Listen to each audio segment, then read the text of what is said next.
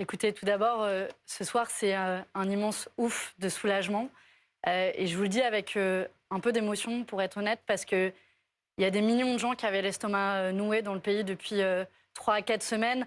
Des binationaux, des personnes d'origine étrangère, des personnes dont la couleur de peau ou la religion ne satisfait pas Jordan Bardella, des LGBT, des femmes.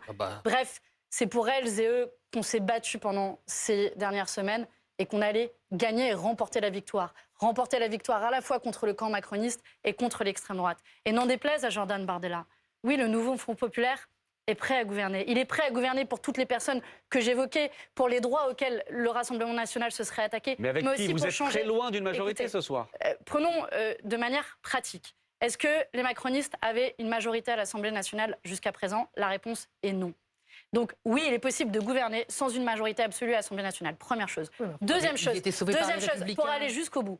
Mais oui, nous sommes prêts à former un gouvernement puisque nous sommes arrivés en tête de ces élections. Quand on est démocrate, on respecte le verdict des urnes. Et oui, nous sommes prêts à gouverner, former un gouvernement, par exemple, demain pour changer la vie de millions de Françaises et de Français. Si on veut augmenter le SMIC à 1 600 € net, abroger la réforme des retraites, abroger la réforme de l'assurance chômage, bloquer les prix des produits de première nécessité, ce sont des décrets. C'était dans notre projet. Ça veut dire que vous pourriez faire ça sans avoir de majorité à l'Assemblée?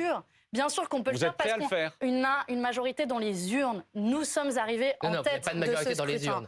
Ça s'appelle une majorité relative. Vous n'allez pas faire à l'Assemblée, pas dans les urnes. Une majorité relative. Tout de même, si nous arrivons en tête, et c'est ça aussi que les Françaises et les Français ont demandé. Ils ont demandé des réponses sur leur pouvoir d'achat. C'est le nouveau Front populaire qui vient et apporter des réponses.